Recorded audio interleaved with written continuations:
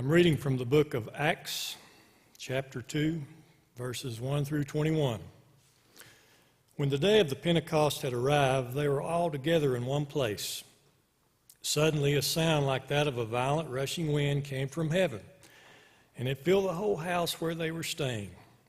And tongues like flames of fire that divided appeared to them and rested on each one of them. Then they were all filled with the Holy Spirit and began to speak in different languages as the Spirit gave them ability for speech. There were Jews living in Jerusalem, devout men from every nation under heaven. When this sound occurred, the multitude came together and was confused because each one heard them speaking in his own language.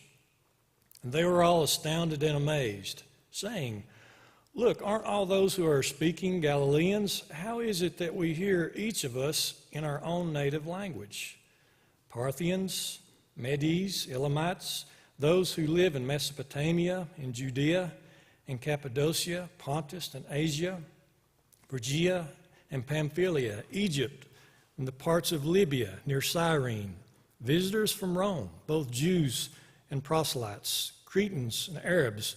We hear them speaking in our own languages the magnificent acts of God." And they were all astounded and perplexed, saying to one another, "What could this be?" But some sneered and said, "They're full of new wine." But Peter stood up with the 11, raised his voice and proclaimed to them, "Jewish men and all you residents of Jerusalem, let this be known to you and pay attention to my words. For these people are not drunk, as you suppose, since it's only 9 a.m. On the contrary, this is what was spoken through the prophet Joel. And it will be in the last days, says God, that I will pour out my Spirit on all humanity. Then your sons and your daughters will prophesy. Your young men will see visions. Your old men will dream dreams.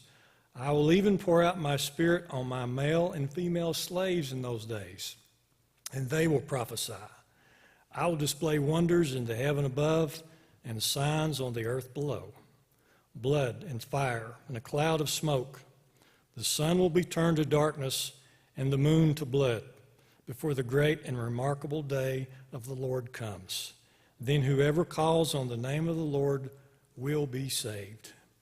The word of the Lord for the people of the Lord.